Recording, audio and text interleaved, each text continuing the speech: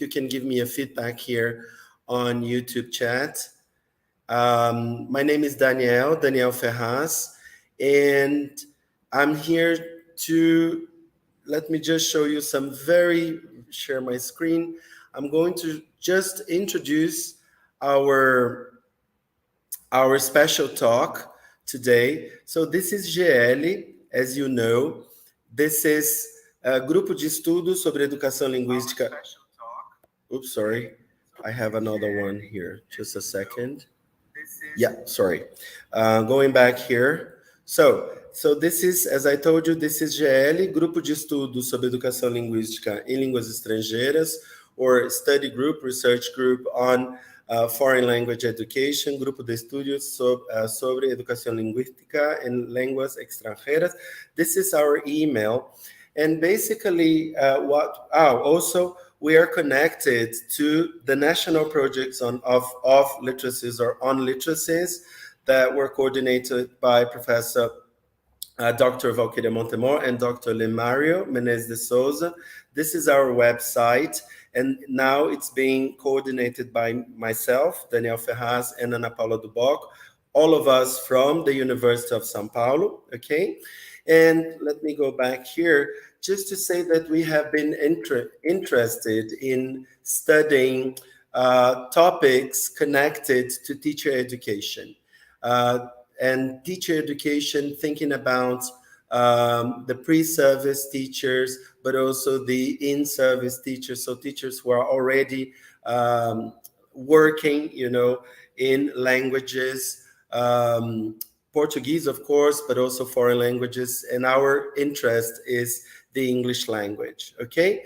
And so here, for tomorrow, we have another special event with Dr. Roxane Rojo from Unicamp and Dr. Valquíria Montemor from USP, and we will talk about multiletramentos, multiliteracies. Vamos conversar sobre os multiletramentos.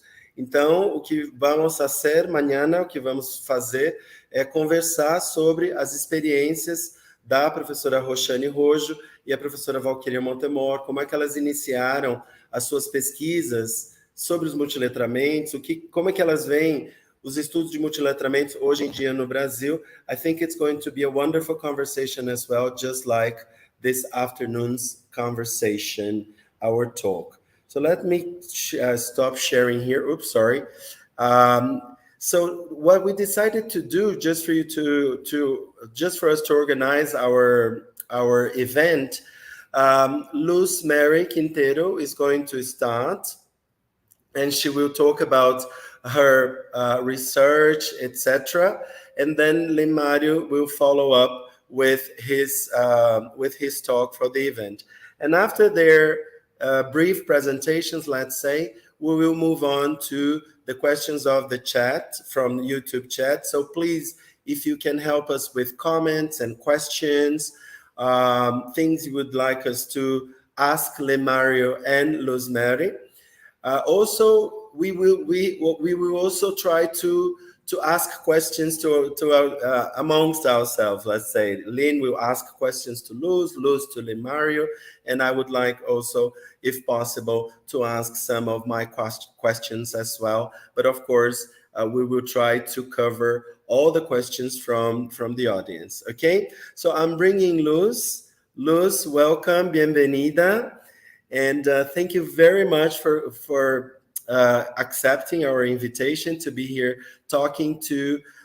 So here, just for you to have an idea, Luz, GEELLE has a very wide audience, like professors, researchers, masters, PhD students, all of them interested in language studies, estudios de lenguaje, but also teachers, public school teachers, also undergraduate students. So it's nice because everything we do here in our channel, we record, and it's on YouTube so that people can, see it later on, because sometimes they cannot. Many of our colleagues, they have sent me WhatsApp messages right now.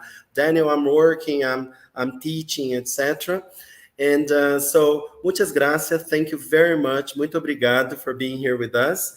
and I will upload your PowerPoint, and I cannot see you anymore. So if there is any problem, please let me know. I mean, talk to me, and maybe I can ask Lynn Mario to send me a WhatsApp if there's any problem with the screen or with the audio, because I will mute myself as well, so then I don't have any interruptions in your talk. Muchas gracias, Luz. Thank you very much. Welcome. Seja muito bem-vinda. Thank you, Daniel.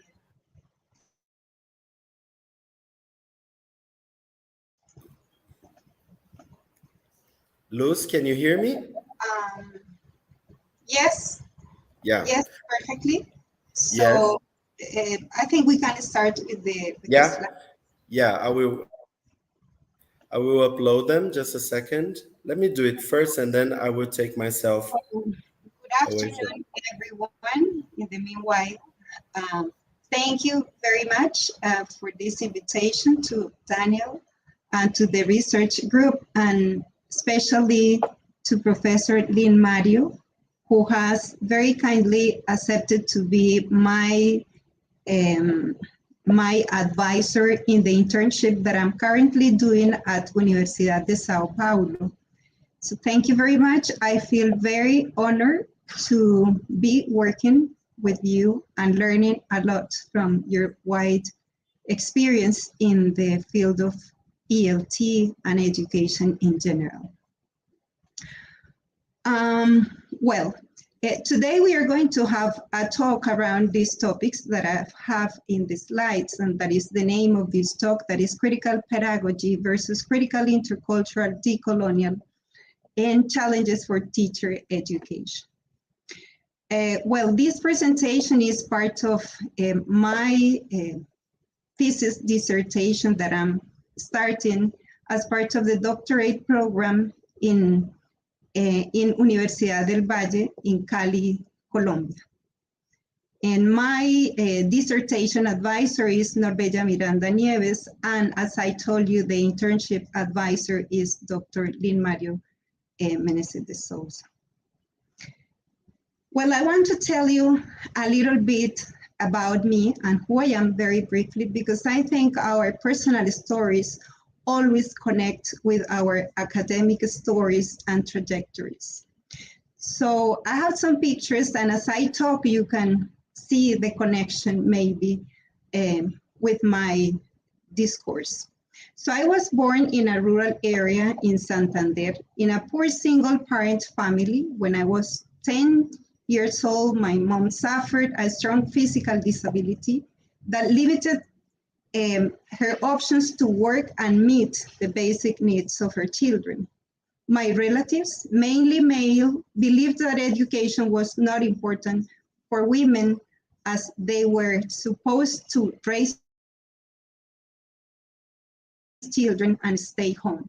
Children in this rural area have and still have limited access to high school education, because the nearest school in my times was in the town, and it took 2.5 hours to get there. So for 4 years, I had to walk for about 4 hours a day to go to high school. Fortunately, in the last 2 years of high school, we had some help from the government for transportation. Let's say that thanks to a number of reasons today, I'm an educated middle-class woman working as a teacher educator in a public university. I'm in the second slide. I'm sorry, I didn't tell you. I'm in the second slide. So thanks to a number of reasons today, I'm an educated middle-class woman who works as a teacher educator in a public university called Universidad Industrial de Santander. And I can say that my community in the rural area mistakenly recognized me as an example for the present generation, because they believe that in spite of all the struggles and limitations I could become the woman I am today. However, I believe that individual self-determination and personal efforts and struggles although important, are not enough to become the person we want to become.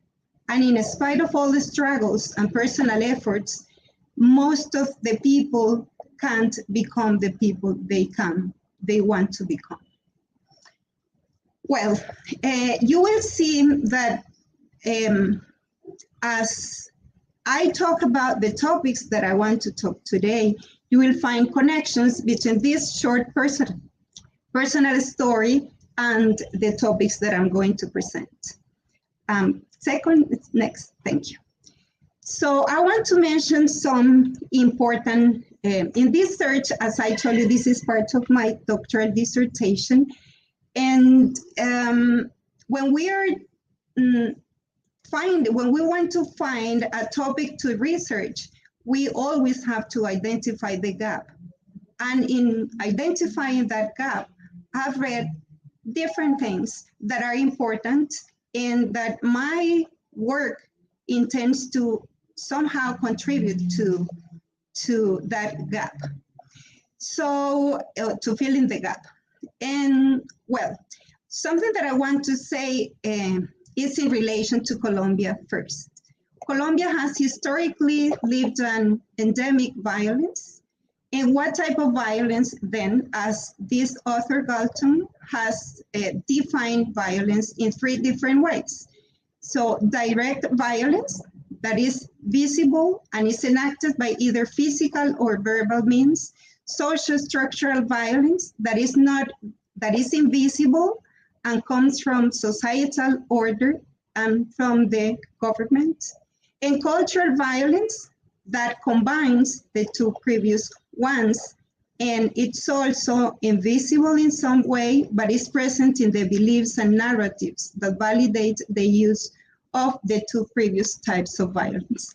So Colombia has lived a direct violence represented or exercised by legal armed forces like guerrillas and paramilitaries, and even military forces of Colombia, who have also played, unfortunately, a role in this type of violence.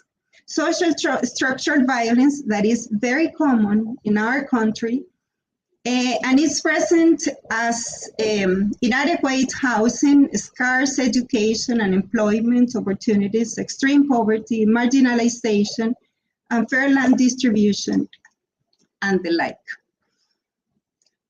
Fortunately, in 2016, we reached a peace agreement, very important agreement between the government and one of the strongest revolutionary groups in Colombia.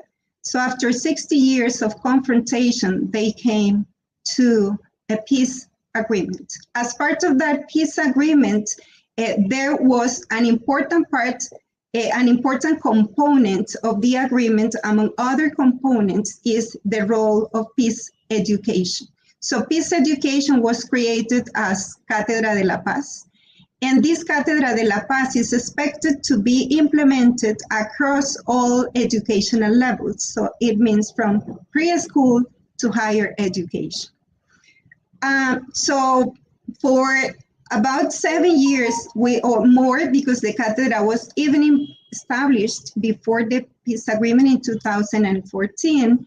So some scholars have been working and analyzing what has happened with this Cátedra de la Paz. So they said that local and national governments, there is local and national governments' lack of investment. Only in a few cases do teacher and school administrators take a critical and contextualized stance towards narrative of peace and violence.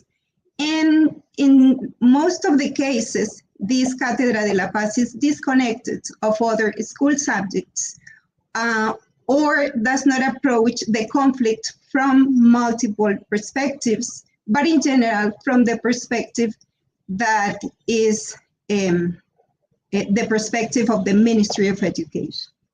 So this is, I don't mean that Colombia doesn't have anything positive, of course, a lot of positive things, but I'm trying to identify the gap and say, to finally say, what is the connection of critical interculturality with the reality of my country, that is Colombia. In these searches, I have also read about Colombian ELT policies, and what we can mainly, what I have concluded, among other things, of course, is that as you can see in the slides, most of there are some mainstream discourses about ELT policies in the country. So in the documents, mainstream discourses tend to position English as the language of economic development, aspiration, and opportunities that will change people's futures and lives. Scholars also have pointed out that these ELT policies may lead Colombia to become the economic leader of the region and also the leader in the global markets. Besides, in these policies, I have found out that scholars have emphasized on the fact that these policies overlook the value of cultural and linguistic diversity. Also, these policies perpetuate an idealized native speaker and emphasize Eurocentric thought. When it comes to the implementation of the enactment of these official policies in ELT, other scholars have stated that these policies promote more education and inequality, especially because there is a program in Colombia that selects the best schools, official schools, and they give them extra resources and preparation for teachers and the students, but only the best schools in the country. So generally it's 2 or 3 schools per city, and main cities, not rural areas or small towns. They have also concluded that these policies in these contexts overlook bilingualism and indigenous students and impose English as the language that has to be learned in educational environments, especially at university levels. And also, these policies tend to promote double exclusion of students, especially in rural Colombia. And probably you can link my personal story with what I mean by double exclusion of students from rural areas. When we come to seeing what we have done in terms of English teacher education in Colombia, ELT textbooks and materials that are very important when we talk about language teacher education. So in regards to English teacher education programs, different scholars have researched and they have analyzed the composition of the programs, the emphasis of the programs, the type of education we are offering our pre-service teachers. And I want to mention these 5 points. The first one is that there tends to be a narrow, instrumental, and apolitical views of language learning and teaching in the programs. And when we talk about research carried out by teacher educators, and at the same time by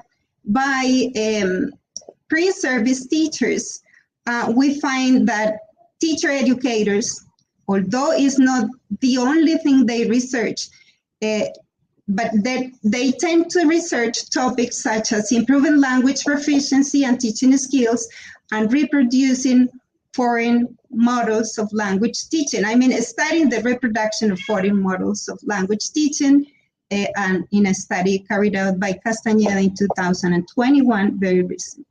And when it comes to pre-service teachers, then also the topics are similar, and they research topics such as teaching skills, vocabulary, motivation, and instrumental uses of technology. Action research has been generally instrumentalized, which is not the main focus of action research.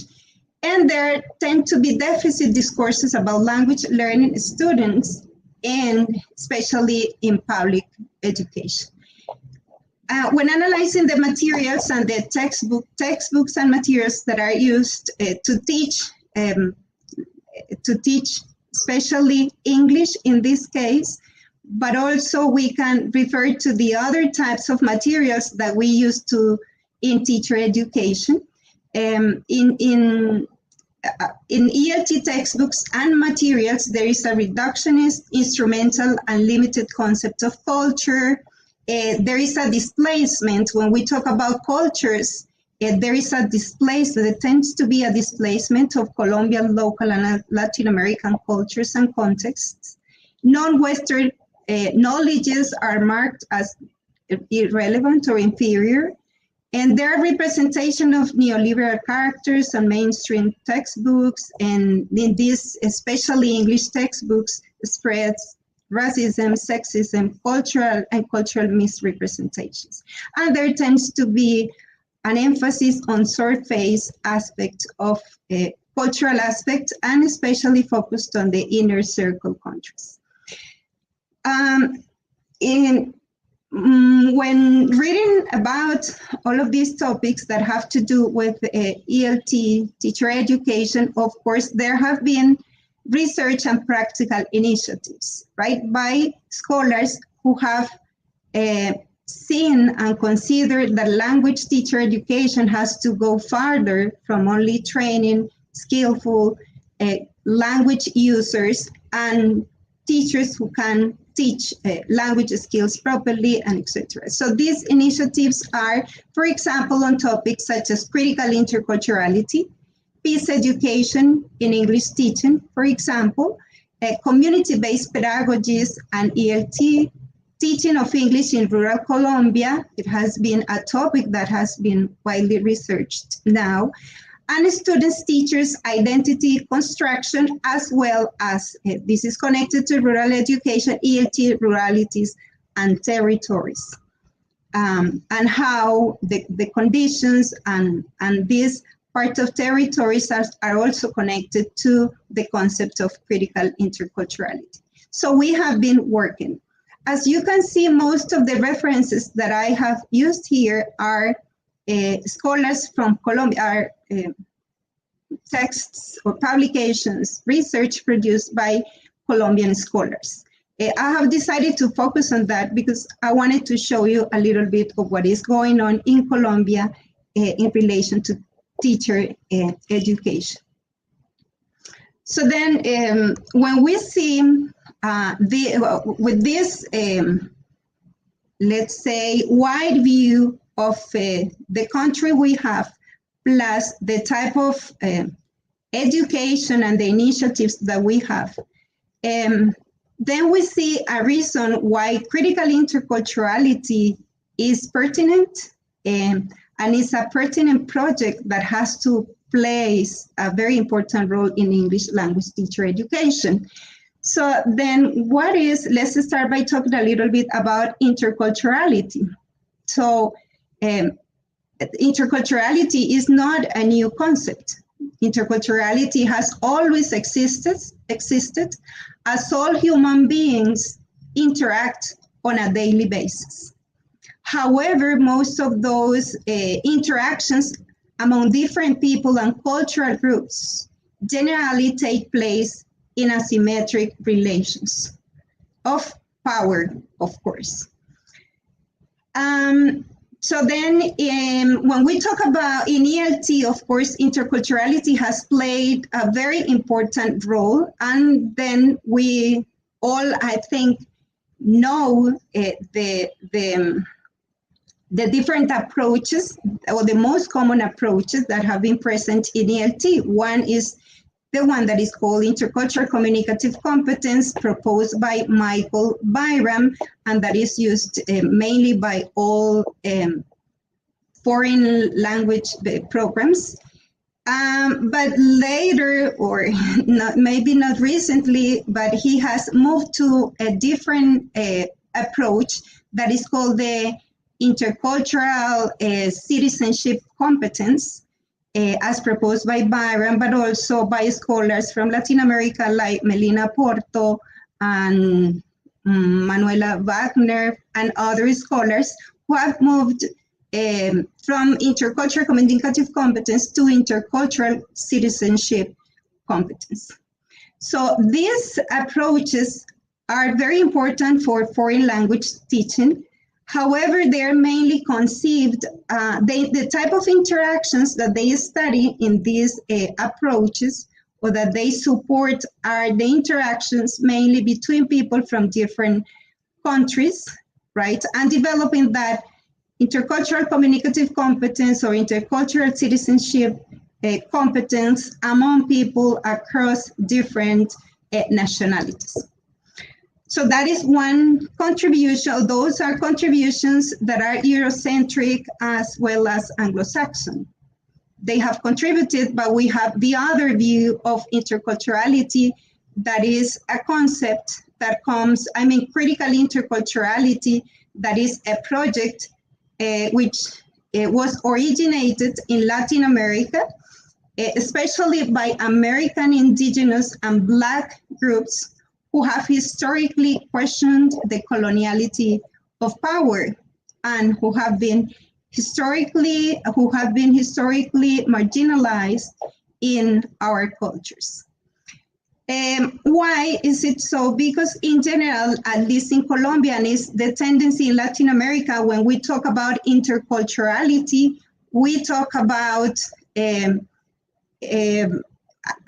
type of interculturality that is directed to minority groups, right? And this type of approach is generally tends to force minority groups to assimilate majority groups in power.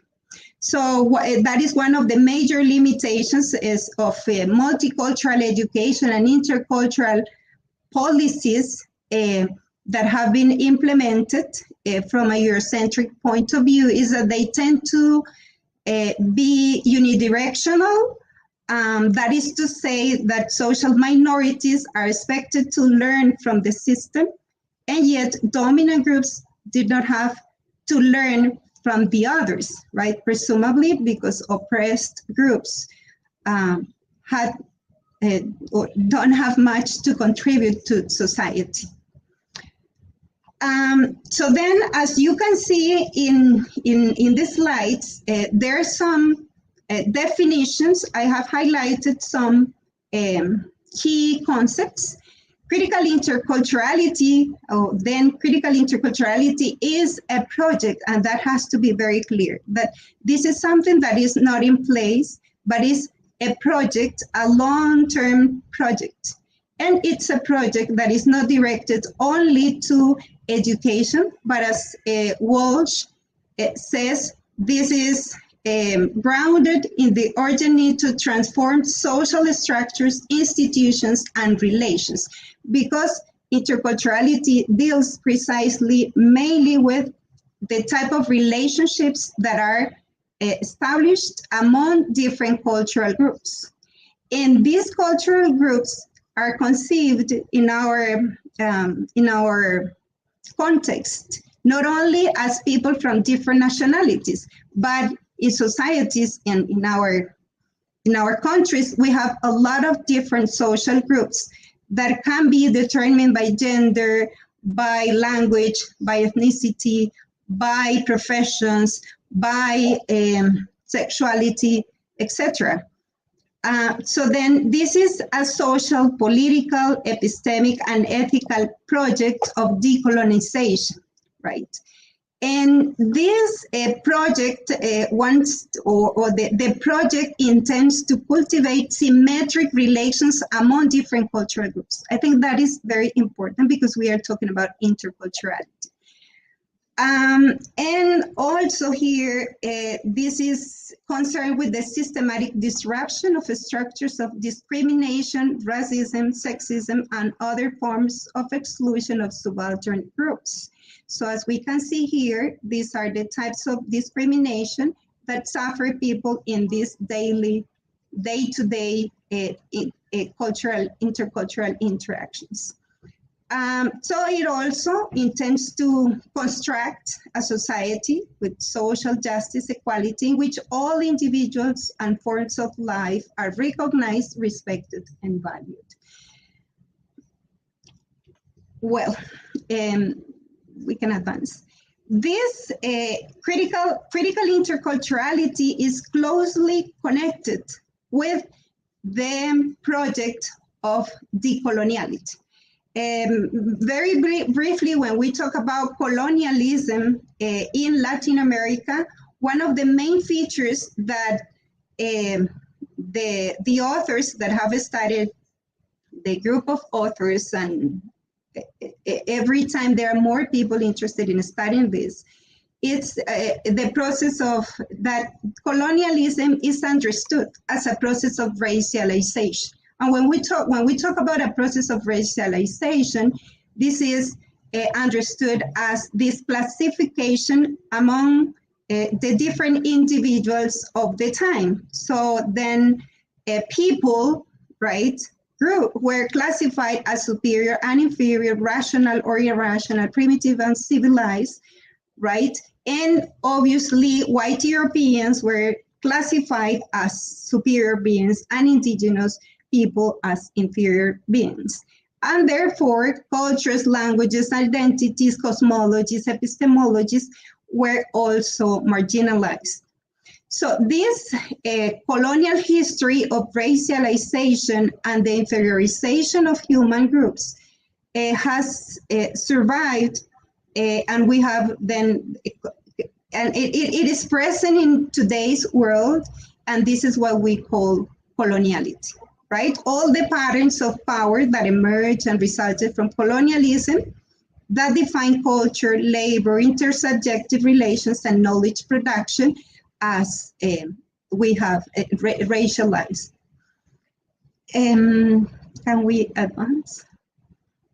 So then Catherine Walsh and Ortiz Ocañas mainly, as well as Easterman, those three authors believe or propose that if we want to have, we need two important projects in place if we want to, that are interdependent. So on the one hand, we did a critical intercultural project that seeks to create a society, a world of symmetric relationships. And this is a project that is deeply connected with the project of decoloniality. So they say that if we want to decolonize, all the society, the world we have, all the type of the colonialities that we have, that is power, gender, being, then we need a project that first, let's say, encourages people to have symmetric relationships. So one project depends on the other, right? We cannot think of critical interculturality just based on personal relationships or intercultural relationships among individuals, but we also have to think of institutions, government, and that's why we talk about this view of that is an ethical, social, political, and epistemic project, right? So then what are the challenges then of teacher education? To me, the challenges of teacher education, when we see all this landscape, is how can we imagine an emancipatory project for English language teacher education that deals with all of these issues that I have been discussing in the presentation. So then we have here then the connection of an English language teacher education project that connects critical interculturality and decoloniality. And different authors have proposed, on the one hand, they have made a big emphasis on the part of critical interculturality, and others have proposed to work on decoloniality. So then the point is, how can we connect these two projects in an English teacher education programs? The answer is, I don't have the answer yet, but there have been people who have been already working and on critical interculturality and decoloniality. So I have I am going to mention some of those characteristics that they propose for an, let's say, ideal English teacher education project. So these different authors, most of them are from Colombia, but there are also authors from Mexico, from República Dominicana, from Brazil, who have been researching teacher education from decolonial or critical intercultural perspectives. So according to these authors, what type of teachers do we need today in English language teacher? What type of English teachers do we need today? So we need teachers who first acknowledge and examine their own subjectivities, who start first by a process of self-decolonization, teachers who understand and enact critical interculturality beyond the interactions with members of the foreign language cultures and extend it to all type of human and social interactions. This is very important. As I told you, most of the type of experiences we find in English teacher education is interculturality taking place among members of different cultures. We need to extend it as critical interculturality proposed. We need to extend the idea of this type of interactions also to all type of human and social interactions. We need teachers who can think and act locally and cherish community, plurality, and collaboration. Of course, plurality is a very important point when we talk about critical interculturality and decoloniality. Teachers also who are able to raise students' awareness and lead them into transformative practice and the affirmation of human dignity.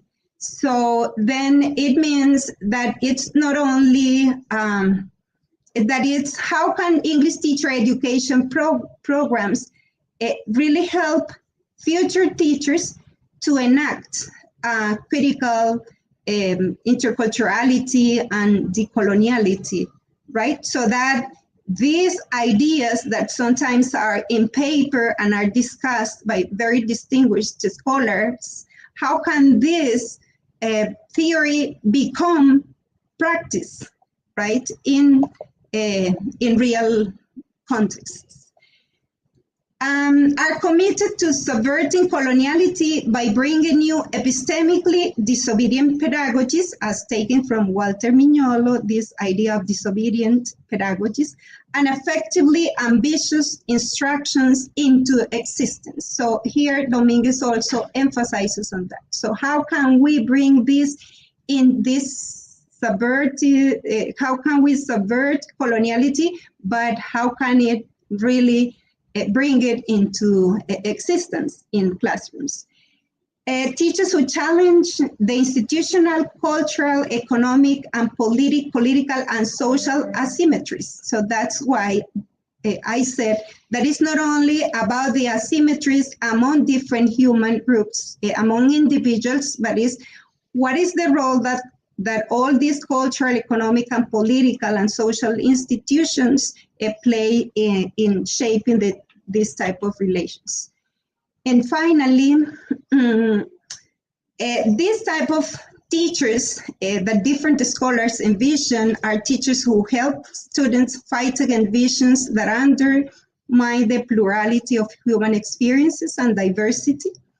I think this is predominant in other points that I have mentioned. Teachers who view language as fluid repertoires that constitute us and that people make use of, make sense of the world and to build it. This is very important because when we talk about these approaches to language teaching and language teacher education, definitely we also have to question the type of, or the visions we have about language, about native languages, about foreign languages, the uses of languages, and all this native speakerism that is still present in our education. Teachers who see themselves as agents of change that are concerned, right, with education, to struggle, or equally concerned, of course, with education and is teaching English, but at the same time, they are committed with the struggle against inequality, social injustice, and discrimination. And Ortega, who I think is here, Jesse Ortega, he says in one of his articles that we need teachers, and then future teachers, of course, who can design classroom projects to engage students with the historical conflicts and with the different structural forms of discrimination and violence. And when we connect his idea with the violence that has been present in our country, then we understand why, specifically in Colombia, we need to have a common project in education to deal with these historical conflicts. We also need teachers who value, right, local communities, their knowledge, practices, and cultures. And finally, we need English teaching. English teaching can become a space, right? Or they see English teaching as a space to bring up other voices, other senses, other narratives, different from the ones of the white, male, and Eurocentric mindset, which dominates typical materials and discourses. So those are the features of a possible teacher education project that Colombian scholars and international scholars, Latin American especially scholars, have proposed. So thank you very much. And now we want to listen to Dr. Lynn Mario to complement. As you said, as he's the last one, is like the singer, right? The music festivals. Luz, Yes. thank you very much. It was very productive. I mean, lots of challenges you brought to us. I have to tell you, I see lots of similarities, lots of dialogue, especially when you talked about the textbooks, the challenges for teacher education. And of course, it's impossible to generalize anything in Brazil. But, you know, we see this in many local contexts, all of these challenges that you presented, lots of references. I'd like to ask you if we can send to the GEELLE members your slides and the references, specifically all the ones that we usually don't have a chance to read, right? The Colombians you mentioned, especially, well, at least I'm speaking for myself. But anyways, so we'll have Lynn. Of course, we are waiting to listen to Lynn Mario. So I will not be speaking for a long time here. Let me see my notes. No, just some.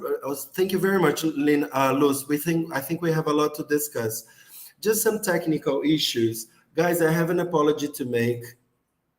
My life has been so crazy, and I'm here alone today. It's rare. I mean, when I'm organizing the GEELLE events, just myself. Usually I have a lot of people to help me, and then I forgot to produce the link. So what I'm gonna do, if possible, I'm gonna write again. I will GEELLE, just a second, GEELLE@gmail.com. And so I do apologize, but you send an email to us with your certificate name plus your institution, because we like to know which institutions you guys come from. And we will send you the certificate. So you just send us an email, and then we will send you, we will answer the email with the certificate, probably with Luzmary slides, if she allows us to send all of these excellent references to everybody. And that's it. Let me see if I forgot anything. No, I haven't. Yeah, so let's bring Lynn Mario. And Lynn, once again, thank you for accepting our invitation to be once again at GEELLE.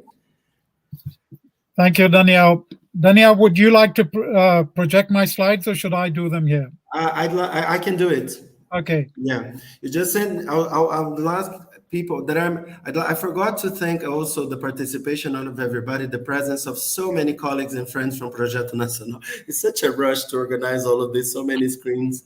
But I will ask if I saw Cecilia Mendes and Luciana Fonseca, everybody. So if you could send me an okay, if when Lemario is speaking, if everything is okay with sound, screen, image, okay? I could thank you if you send me a WhatsApp. So Lynn, thank you very much for being here with us again. And then after Lynn's presentation and talk, we will open for questions and comments to Lemario and Luz, Mary. And please ask questions here in the chat, and we will organize here the questions and comments. Or if you wish to send me a WhatsApp with your questions as well, I can read here from my WhatsApp. Okay, great. Hi, Lu. Luciana Fonseca has just she was here. The participants also feel to post questions in the chat. Yeah, thank you, Lu. Luciana also helps me coordinate this. GEELLE events. So let's bring Lynn and then Lu. Okay, thank you, Danielle. Thank you, Luz, for that wonderful presentation. As we say in Portuguese, eu sou suspeito de falar, but I'm fascinated by your work. And thank you especially for all the people who are watching and listening, and especially to our friends from Colombia. And I can see my friend Yesid over here. Welcome, Yesid. Now, what I'd like to do is just to complement what Luz presented, and the main objective here was Luz's presentation. But as we put in the title, critical pedagogy, so I'd just like to recuperate some elements of critical pedagogy. So I'm going a little bit backwards in time. Before critical, intercultural, and decolonial pedagogies, we have critical pedagogy. And I'd just like to make the connections between the two. So this is what I have to say here is background for what Luz so brilliantly showed to us. Thank you. Danielle, next slide, please. So what exactly were the origins of critical pedagogy? Here in Brazil, for us, critical pedagogy began with Paulo Freire's Pedagogia do Oprimido.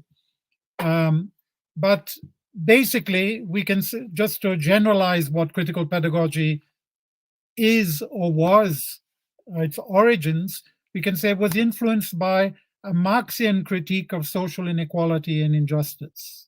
And I use the word Marxian and not Marxist because we can be, as Paulo Freire was, influenced by a reading of Marx without necessarily being Marxist. So the focus, what we inherited from a reading of Marxist philosophy was the importance of addressing social inequality and injustice. And this was the basis of critical pedagogy. It privileged the economic category of social class to portray this inequality and injustice, and it portrayed it as an issue of oppressor versus oppressed, as we see in Paulo Freire's work, The Pedagogy of the Oppressed. So critical pedagogy aimed at challenging and ending oppression by emancipating the oppressed. Pedagogically, in the classroom, it aimed at showing students how common sense was fabricated by the status quo, and it was fabricated in a way to make social inequality and social injustice invisible and to make them seem natural. So nothing would be changed. And that was the basic objective of critical pedagogy, to emphasize what needed to be changed. So critical pedagogy then aimed at challenging what appeared to be natural and making visible what was invisible. And its basic pedagogical instruments for doing this were called critical reading or critical literacy. Thank you, Danielle. Next slide, please.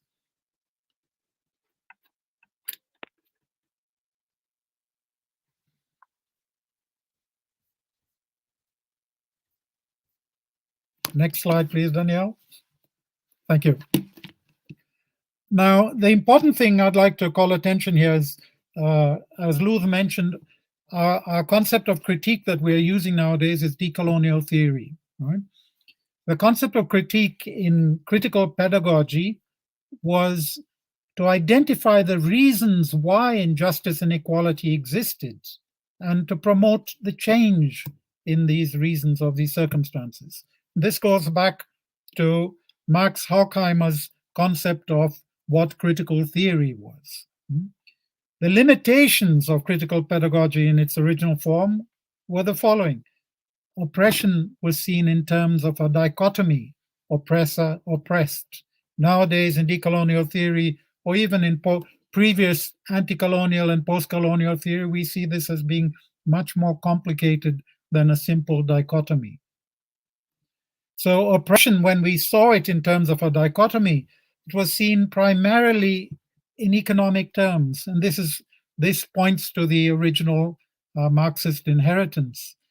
So everything, social injustice was explained in terms of social class, without taking into account the issues, the more complex issues of race, gender, sexuality, and even the indigenous issue of the loss of land. These things don't fit into social class, or rather, social class covers the more specific issues of race, gender, sexuality, and land loss. Now, pedagogically, critical pedagogy focused, as I mentioned, on literacy. Now we can see it can have other forms of pedagogical action, as Luz had mentioned a lot of them. Next slide, please. So what are the more recent forms of critical pedagogy? We have post-Marxian theorizing in the last, let's say, 30 years, which included post-structuralist theories, deconstruction theories, postmodernism, feminism, decolonial theory, critical race theory, gender theory, etc., etc. All of these theories contributed to Marxian theorizing by putting an end to the dichotomy of oppressor versus oppressed, and by proposing a complexification of the original category of social class. So oppression could be understood as complex, and the multiple categories of social class, gender, race, sexuality, etc., needed to be understood as entangled and not separable.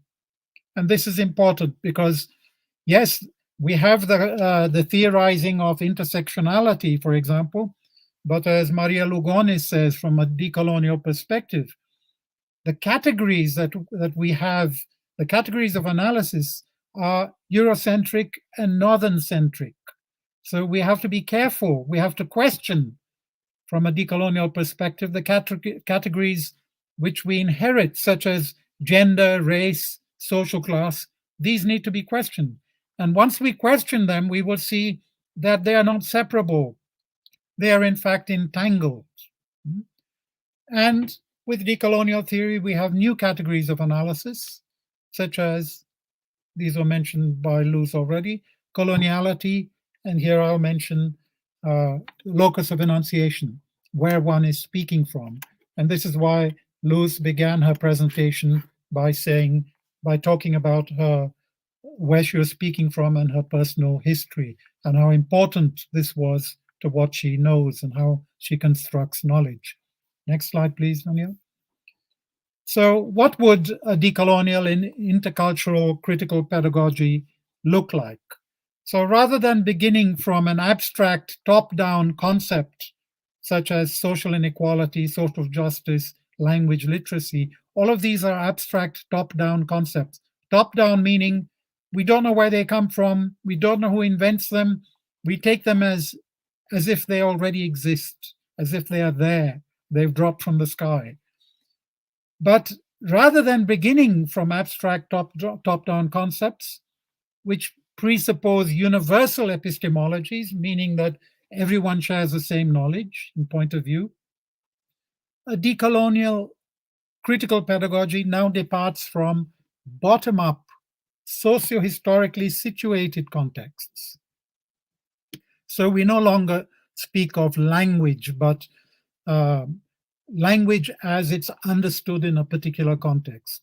And this is how Luz showed us it's no good talking about English language teaching in the world as if it works in the same way wherever you are located. No, we have to look at what English language teaching looks like for us in Brazil, in Colombia, or even within Brazil or Colombia, in rural schools, in urban schools, in private schools, in public schools. All of these are socio-historically situated contexts which require bottom-up perspectives. So where I'm speaking from specifies what I know, rather than the presupposition, the top-down colonial presupposition that everybody knows the same things. No, we don't know the same things. Whenever we were given this presupposition that everybody knows the same things during our colonial experience, or even in coloniality nowadays, though our colonial experience has ended, its effects continue to reign over us. The idea that everybody knows the same things is present in the bibliographies that we use, in our libraries, in our university courses, in our references. For example, everybody knows what ELT teaching is. Do they? Does someone located in London or New York know what it's like to teach in a rural school in the interior of Colombia or in a school in the northeast of Brazil? So where I'm speaking from attributes importance to one's subjectivity and how this subjectivity is constructed socially and historically. So the subjectivity that's hidden behind the universal ideas that everybody knows, ELT is a general, universal, global concept. Here we have the particular subjectivities that produce this concept are hidden. So what we are saying here in a decolonial, intercultural, critical intercultural perspective of critical pedagogy is we have to recuperate the subjectivities hidden behind the anonymity of knowledge production.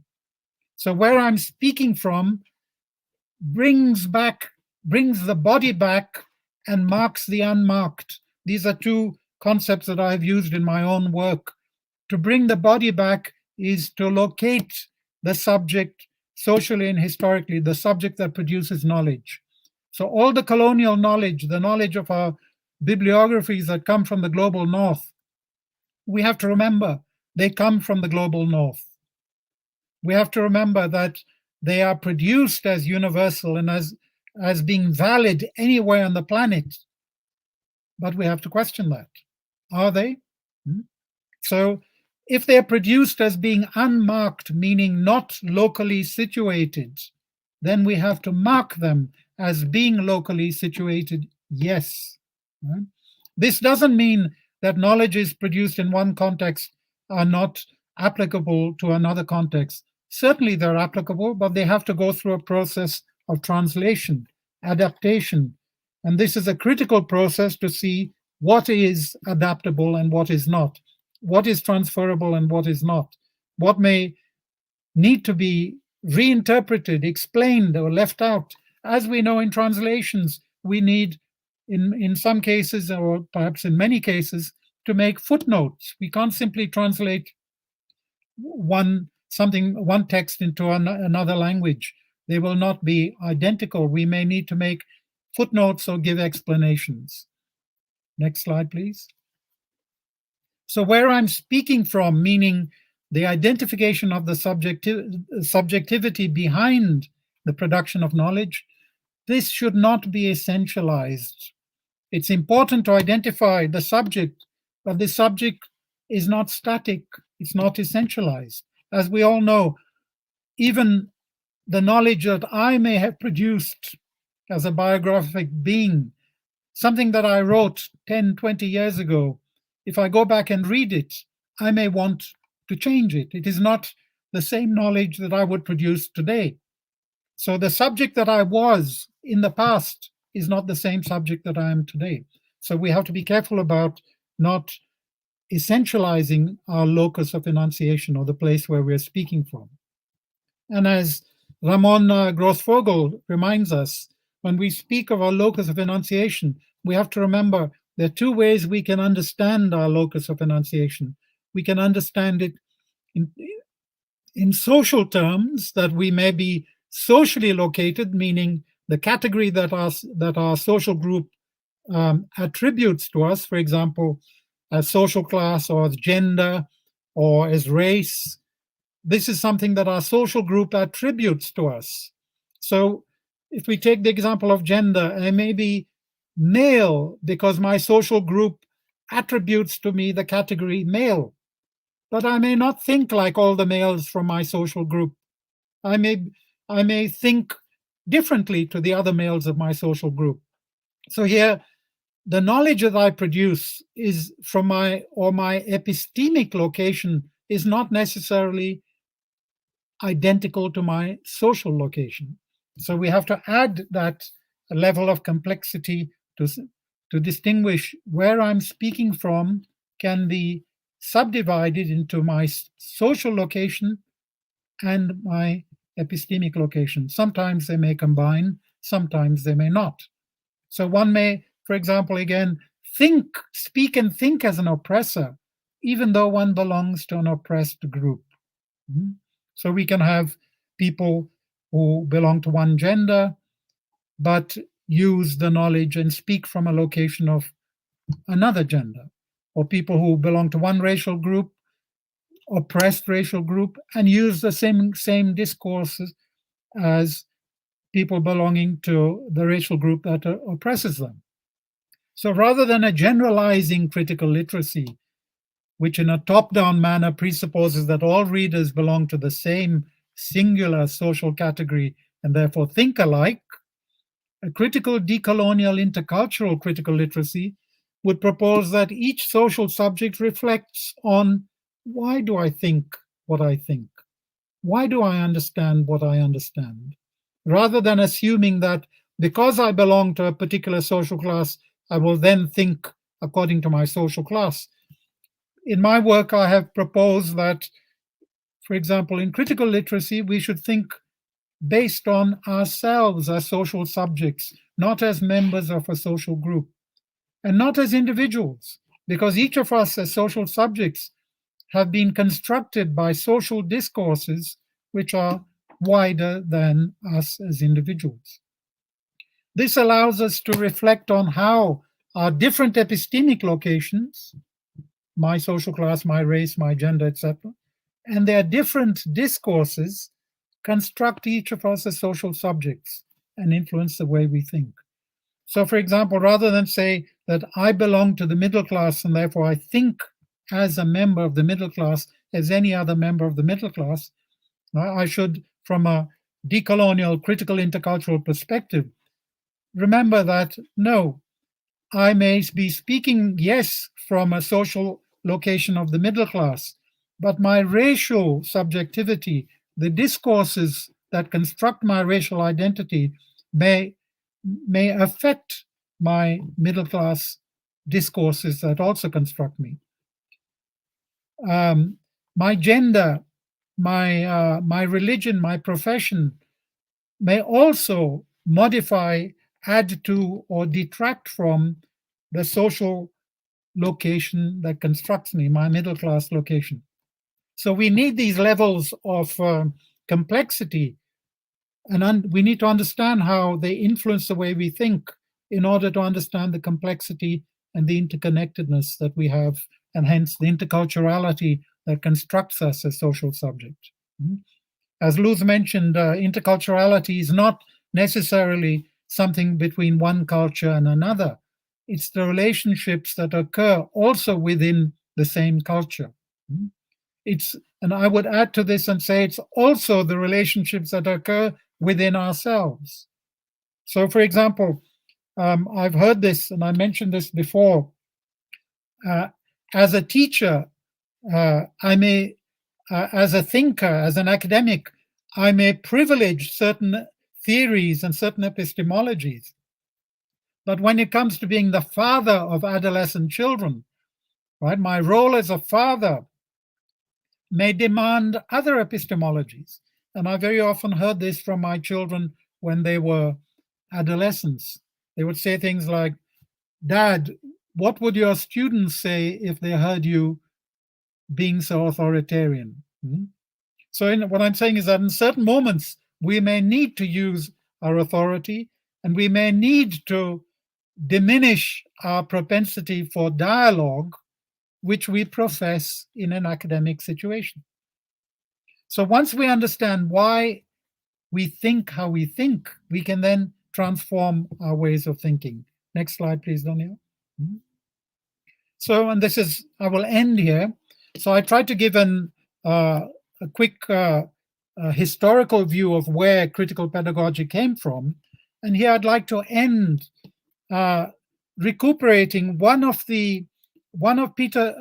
Paulo Freire's friends in the United States, in the Northern Hemisphere, and one of the fathers of critical pedagogy, who continues to be a self-proclaimed Marxist and not just a Marxian. And here we can see how his discourse has changed. This is Peter Mclaren.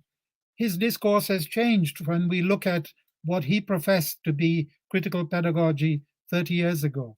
And he says this: so critical pedagogy means recognizing that the structure of reality is never permanent, because the structure of reality is never finished. Now, this is very different to understanding that the original idea that if once you belong to a social class, you will always remain in that social class. The structure of reality is never finished. Changing the structure of reality means acknowledging the alterity which permeates the world and understanding that knowledge never reflects the world, but always refracts it.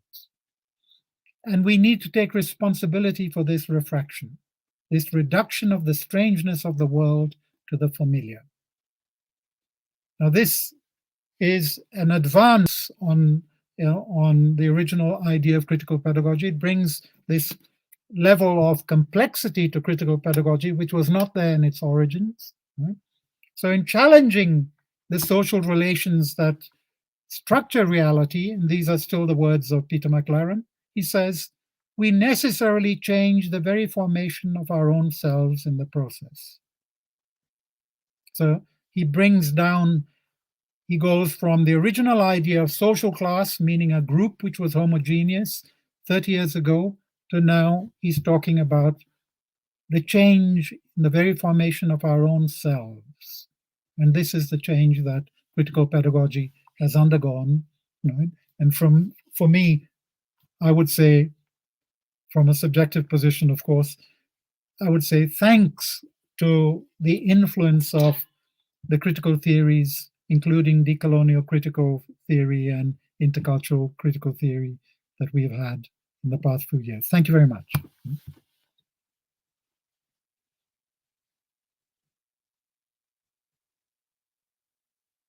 Wow, thank you, Di Mario. I'll bring Luz again. And Lynn, well, there's a lot to say. I think, well, at least you and I, we've had this conversation about, at least last year we had this a lot. And I think we should publish this presentation, maybe, I don't know, because when we had the centennial of Freire, we had a lot of these discussions in which Freire was blamed for not having done this and that, which I think it happens to succeed, and it happens to Bhakti, because there's it happens to all of us. It happens to all of us. Like you said, that text from 20 years ago, even though I think like one of my favorites is definitely the 1994 of the Kashinawa. I don't think it's not updated at all. Some text, let's say. But Freire in the centennial last year, we had a lot of these discussions, right, in which critical pedagogy did not do this, did not do that, but it's important to update it. Yes, this is I mean the summary of your proposal here. And I don't have this 2018 text when you mentioned this bringing the body back and the marks, the unmarked. So if you could send us to GEELLE. And just one comment, when you were talking about intersectionality and the intersectional studies, I'm not sure if you're criticizing, I mean, were you criticizing the North American, like the inception, the beginning of intersectional studies, because it places categories that are not, well, they're definitely not the same for us. Like a black woman, is it what you were saying? Like a black woman from Rio de Janeiro is definitely not the one that Crenshaw, um, um, let's say, theorized or analyzed back there in the United States in the 90s. Yeah, well, yeah, and this is something which Luz Mari had mentioned in her work when she presented the Decolonial project. What she said was the project was ongoing, right? There's never an end to a decolonial project. She presented critical interculturality, again, referring to Walsh, as a project which is ongoing. It's a project, it's not a promise, right? It's not a point of arrival, it's not a destination, it's a point of departure.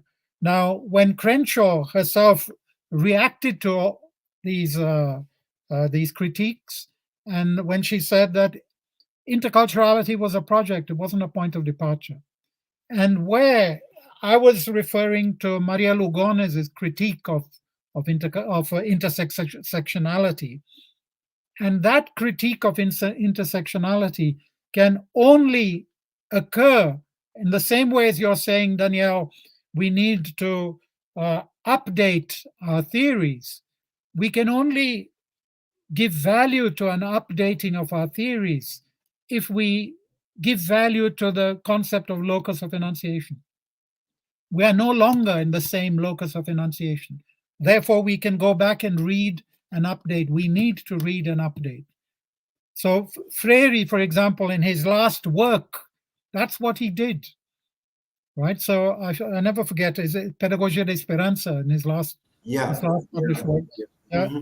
So what he did, he goes back and reflects on Pedagogia do Oprimido, and he reflects on the reactions to Pedagogia do Oprimido, right? And for me, this is the work of a great thinker. So for me, when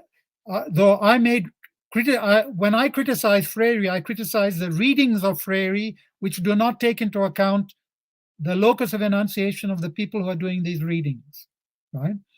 So for Freire, in his last work, he is rereading, he's going back and rereading his own work. For me, this is the sign of a good, active, self-critical intellectual. Right? Great.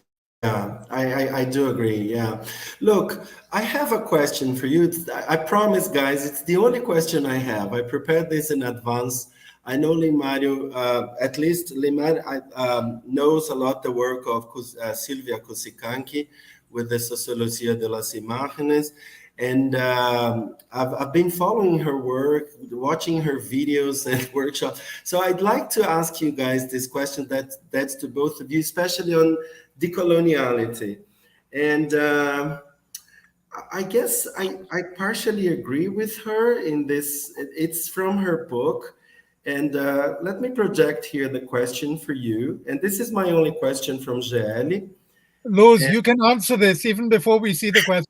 And it's a provocation, actually. Let's hear. Yeah, that's for both of you, for Luz and for Lynn. Los Mignolo y compañía han construido un pequeño imperio dentro del imperio, recuperando estratégicamente los aportes de la Escuela de los Estudios de la Subalternidad de la India y de múltiples vertientes latinoamericanas de reflexión crítica sobre la colonización y la decolonización. So basically what I'm asking here, let me go back to you, is like, of course, we see many versions, and it has to be like this, of decolonial studies. I myself have been calling it like decolonialities. I'm always doing the S. But what do you think about this critique by Cusicanqui? Because she goes on with all her oppositionings in relation to this, about this view. And I don't know, Lynn and Luz, from the Colombian and Brazilian perspectives, let's say, how do you see this critique of decoloniality being turned into like a little empire? And she mentions Mignolo and Walsh, by the way, all the time. So I think Luz mentioned a lot of, she didn't universalize, she localized a lot of the bibliography and references that she used are from Colombia, right? So Luz, would you like to say something about this? Well, I haven't read much of what Silvia Cusicansi, right, has written. Yes, and well, I think to some extent there are certain scholars who have appropriated, maybe, and have taken for granted that their views of coloniality are the ones that are valid, right? And as Daniel says, I also agree that now we have to talk about every concept in plural. I think they're decolonialities. There is a very known scholar in Colombia who is Santiago Castro Gomez, and he has written different books, but even in YouTube you can find a series of talks where he discusses in 30 minutes, like more than 30 talks, where he discusses the different views of decoloniality, right? So he starts by Aníbal Quijano, then he talks about Lugones, then he talks about, he also, because that is not the progression he uses, but he talks about Grossfogel, he talks about the original MCD group, and he presents, in fact, the differences, and sometimes even differerences that have meant separation among them, losing friendship, for example, because they work towards decoloniality, but each of them have a different perspective. But there are some who are very radical that don't accept that there can be other ways, situated ways to understand decoloniality. I also think that she has, so I invite you to see that series. It's online during the pandemic. He produced the videos. It's in Spanish. It's very, very interesting because he goes through all the decolonial thinkers. And I like the point of where he talks about Maria Lugones and Rita Segato, because I think Rita Segato is not very mentioned in the articles I have read, not many people really talk about her. And he shows the difference between decoloniality of gender from Lugones' view and decoloniality of gender from Rita Segato's view, right? So I think then all in all, it's that I think Silvia also criticizes the fact that some of the scholars are living in the north, right? And that they are proposing changes from the north. So I don't mean that then they can't, because when we talk about decoloniality, we are talking about this, that can be the geographical position, like this global view of this situated view. So we have colonialities in the south and colonialities in the north, right? But I think in some cases we can, these decolonial thinkers are taking ideas, yes, from indigenous communities, and they are trying to reconfigure them in some way and adapting them without the right recognition to those communities, or this is as if they were mocking sometimes, because they mask Eurocentric views or even Eurocentric research methods with different names. So they adopt procedures, maybe from the Eurocentric perspective, and they adopt names from indigenous communities, for example. So they mix the two things, but in the end is we are using the two things without recognizing, right, that where they come from, right? This is exactly her critique, actually, the way I read it, right? Lynn, would you like to join us? Yes, definitely. Because I think the critique is important, but it can also be unfair because some of the things which Kusikanki herself mentions and other critics mention, we have to take into account the fact that we are not living on a level playing field, right? We are occupying, especially those of us in the global South, we are occupying an inferior or subaltern position in terms of the global North.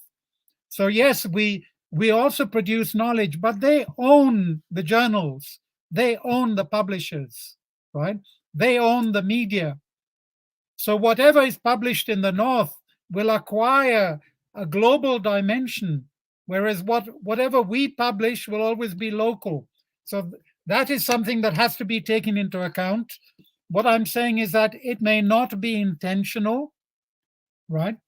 It may be circumstantial, because if you are in the global North, you will, I won't say automatically, but you will probably receive a greater audience, and therefore you will become better known when someone mentions decoloniality, amiolo, right?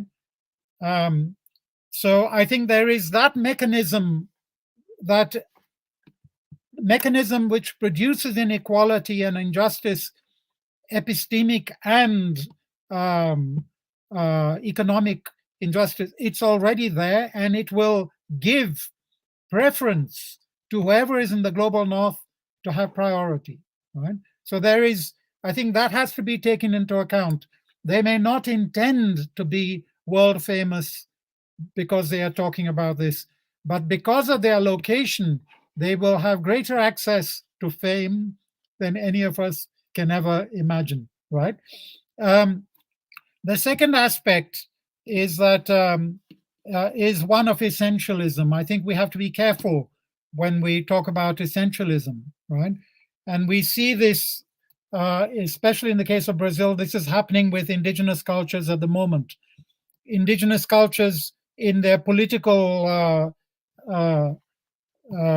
actions, for example, they do not want indigenous cultures in Brazil. For those of you who are not in Brazil, our indigenous population is less than 2.5% of the whole population of the nation.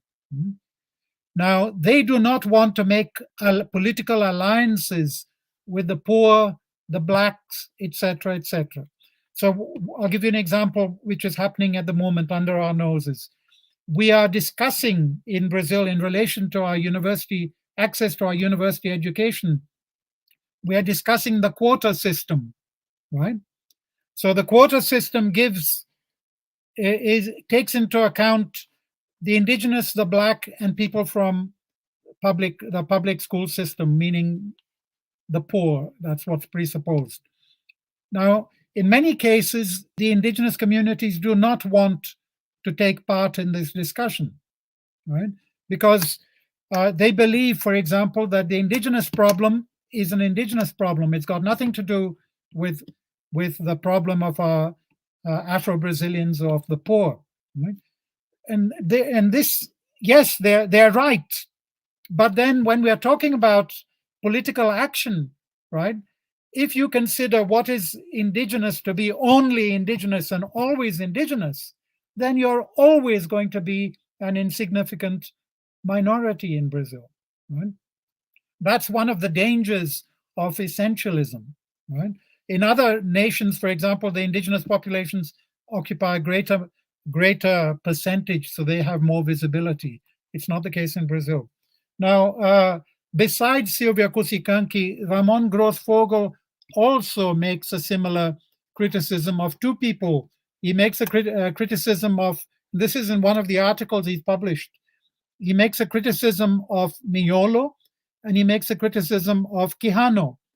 He says, for example, Aníbal Quijano, the Peruvian, is a indigenous mestizo andino from the Cusco region.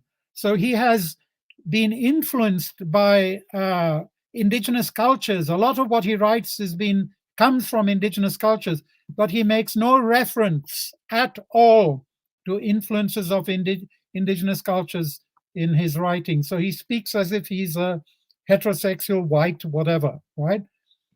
So there's that kind of critique. And Miolo criticizes, and Grossvogel criticizes Miolo because they participated in the same group with the Indians, meaning the South Asians, when they were discussing subaltern studies historically at Duke University, right? And Miolo published his first books based on those discussions, which were group discussions, apparently without giving recognition to who brought up those ideas originally and where they came from, right? So yeah, these are, these are basically power inequalities that I'm referring to, right? So if you have more power and you say something, what you say will get more, will also have more power and more reach, right? So there's that perspective. But what I would like to say is that you mentioned, Danielle, the plurality. So we have decolonialities. Now that's something that's a path which I would not go down. I prefer not to talk about pluralities. But why? Let me explain why. Because I speak from a perspective where I criticize universalities, top-down universalities, and I give importance to subjectivities which are socio-historically constructed, right? What I call the locus of enunciation. So this cannot produce pluralities, because to have a plurality, you have to imagine a homogeneity. And pluralities can be produced when you're talking about universalities. I don't like to use the term literacy, for example, in the plural. I don't like anymore, I did use at one time the concept of multi-literacies, but I prefer speaking of literacy. Now, what is the connection of speaking in the singular and locus of enunciation? The connection is that when we speak of a term in the singular from literacy, for example, literacy or decoloniality, we have to understand, where is this person speaking from? So once we understand where he's speaking from, we can understand that his meaning of literacy or decoloniality is connected to his history, his context. That's the connection we make, rather than saying, let's put an S and let's pluralize everything. And then we end up in neoliberalism, which pluralizes and imagines that all these plurals, multi-everything, is just a matter of choice. You can choose one of the multi, or you can choose another of the multi. It doesn't matter. What I'm saying is it does matter, but it only matters when you take into account socio-historically located subjectivities. I would dare to disagree with you, as you know, because the way as I see it, it's very difficult for me to see the singular of every philosophy we've been working with. I see this is the difficult, this is the Achilles heel, let's say, for me, because not always we will have this idea that you talking about critical literacy is the same, will probably never be the same as the way I'm talking about critical literacy. Yep. So this is the difficulty. This is the very locus of enunciation. And I mean, semantically speaking, for me, it's more difficult, even more difficult, the singular than the plural. But I do agree with you, it's very difficult for us to get away from the boxes we've been educated in, etc., another conversation we've had about philosophy, it was like 2 or 3 years ago. I'm still thinking. But yeah, to change the terms of the conversation and the categories, this is the challenge, I think, right? But we need to keep moving. We need to keep moving. Yeah. But Danielle, it's only difficult because of socio-historical reasons. We have been educated within a paradigm of not considering socio-historical context, right? And Luz, I would like you to say something about this. You mentioned the importance of the Cátedra de la Paz in Colombia, right? Which is something here in Brazil we are not very conscious of, and how this becomes important exactly because of how people can conceive in Colombia. They can conceive of Colombian history as being simple or as being much more complex. Also, Lynn, let me jump in to just to take advantage of the participants' comments and question, Luz. I will add to Lynn Mario's question two comments. Yeah, this is a comment by Judith Arisa. It is evident that Colombian ELT policies are based on a deficit model when reading our pedagogical practices. And down there, I'll take advantage that you will open the microphone to ask, well, excellent talk by Valkyria Montemor, but there's a question here to Luz. Luz, do teacher education programs in your locality offer such theorizations? Do they promote such reflections on critical interculturality and decolonial studies, as you mentioned? So a lot of things for you to talk about. Well, about Cátedra de la Paz, this is, as we have been talking, that it's very contextual because Colombian history has been marked by violence, right? So then it means that after the peace agreement, there is an official document with all the points that the government and the armed forces have agreed to achieve, right? Understanding that these armed forces or these illegal groups were formed precisely because there was a lot of exclusion at the time of especially people from rural areas of Colombia. So these groups were created because in some way the state didn't provide people with their demands at the time. Well, there are different points, but one of the points has to do with education and how education is a central part of the system to promote peace in the country, right? So why? Because there are different points. For example, the aspect of historical memory, which is a very important part for a country, right? Because as someone says, if we don't know our history, we are condemned to repeating it, right? And then in Colombia, definitely every Colombian needs to know the history of the country, right? The problem is that according to some researchers in social studies especially, they say that the type of education that is offered in this Cátedra de la Paz and even in social studies sometimes is a partial truth. That is the one that is convenient for the government, right? And that other topics that are also part of having a peaceful country are not dealt with. But besides that, and something that really calls my attention is that there is a program of citizenship education, right?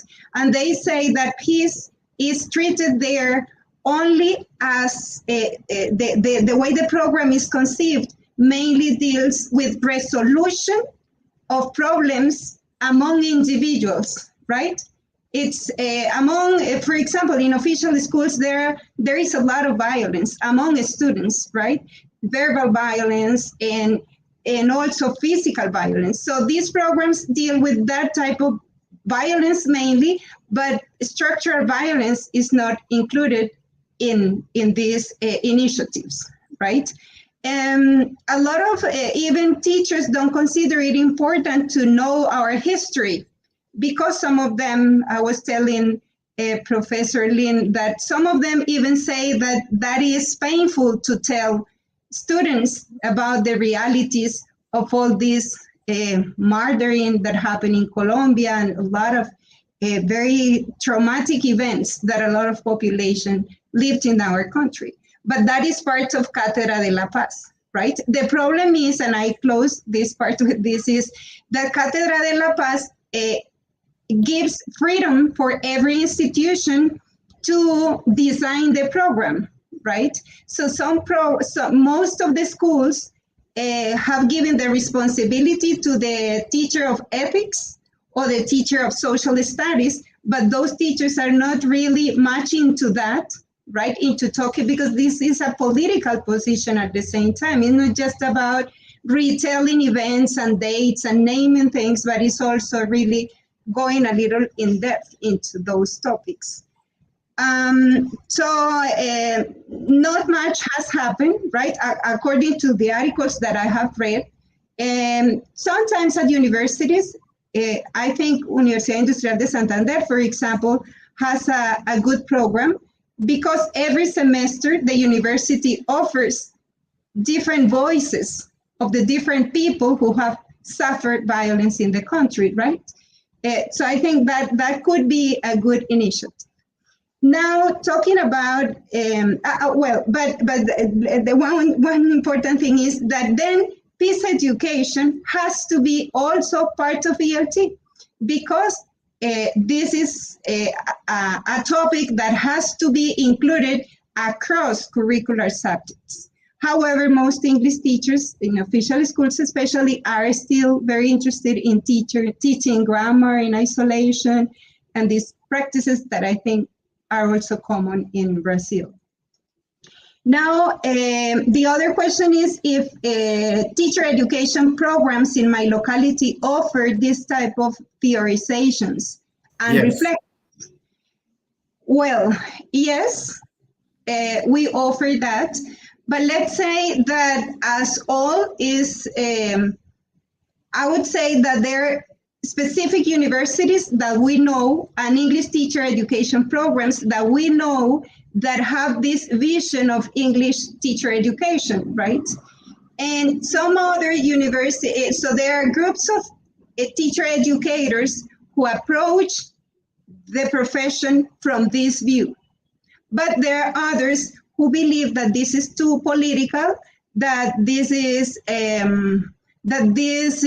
in some way, how do you say, you are indoctrinating students, that probably you are imposing these type of views, so some of them don't approach this in this way. But also, because I think sometimes we are, as Decoloniality in ELT says, we are very much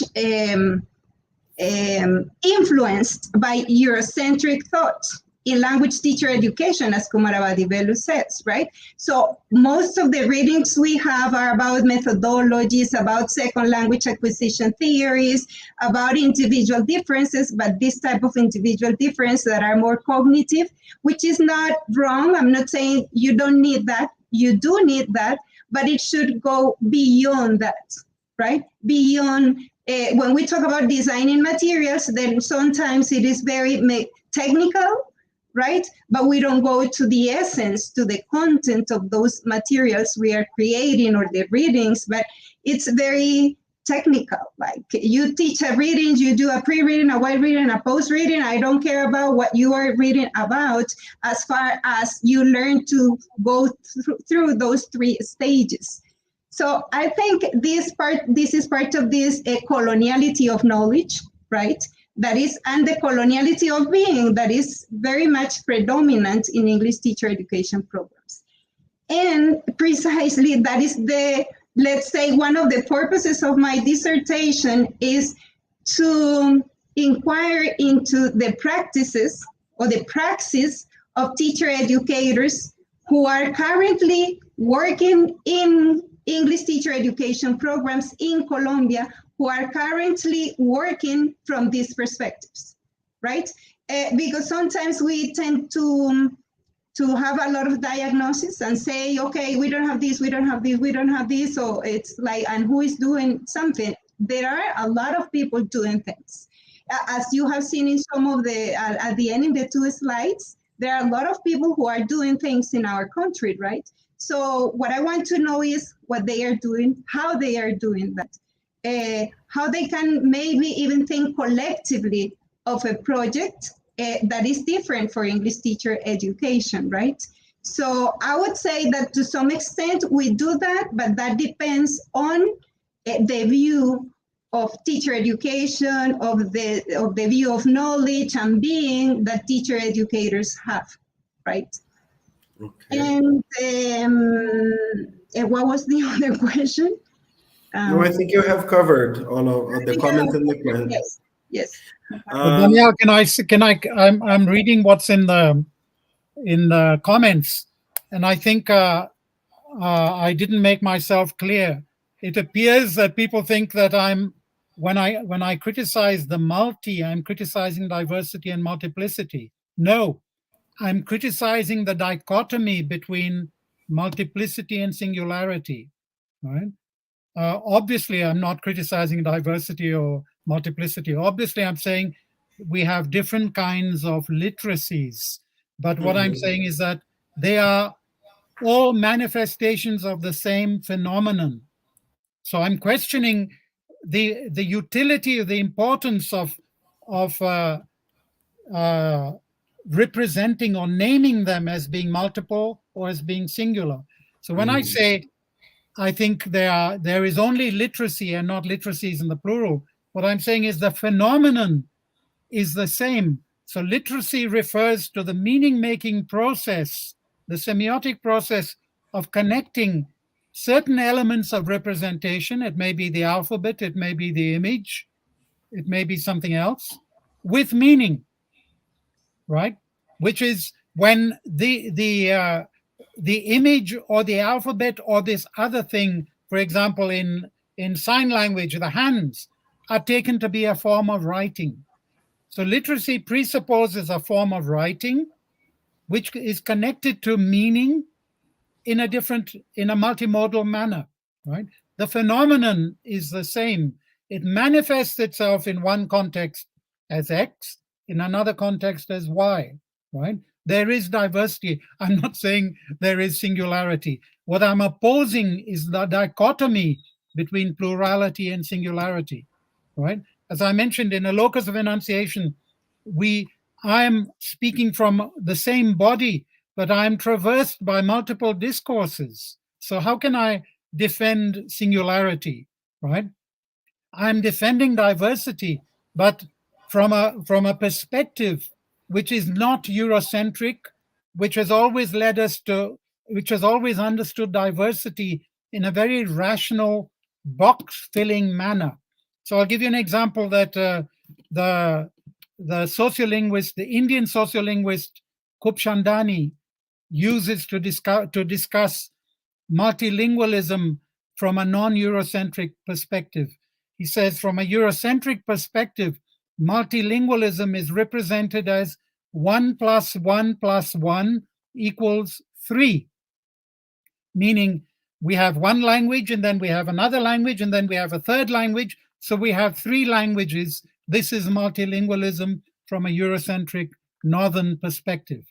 Now, from an Indian or African perspective, or meaning from a southern perspective, multilingualism is 1 + 1 + 1 = 1, because there's no separation between languages.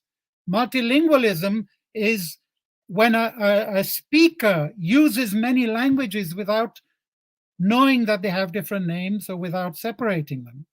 So it's a different concept of diversity, is where diversity is what constitutes us. It's not singularity. Or another example, when Mikhail Bakhtin says before monoglossia, we have heteroglossia. So the original state of language is always multiple and hetero. The monolingual aspect comes in when we have a desire for power. So one of the elements amongst the many will try to push itself to the top and invisibilize the others. Okay. So no, I'm not against multiple anything. I'm here. I'm here. I'm trying to. So no, what I think. Well, I don't know. I'm following the chat as well. But what we're talking about, the semantic putting of which is singular and plural, the singular and the pluralization, which is pretty different from the concepts of singularity and diversity. But of course, they are connected to me. I mean, because the semantics of it brings the meanings. But as we've been discussing, they bring different meanings. So what I do think is that even if you call literacy and I call literacies, we have to be aware, and maybe in this we agree, of course we agree, which is like having the awareness that not necessarily we're talking about the same thing, because depends on the context, and then calling literacies or calling literacy is pretty much, I mean, a choice, or even a semantic, but also a philosophical choice.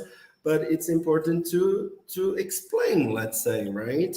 What you like multiliteracies. I know that you and Ana Paula, you have been doing a lot of reflections upon this, which do not necessarily, which is not basically what I would call multiliteracies, for example. So that's the conversation, right, Lynn?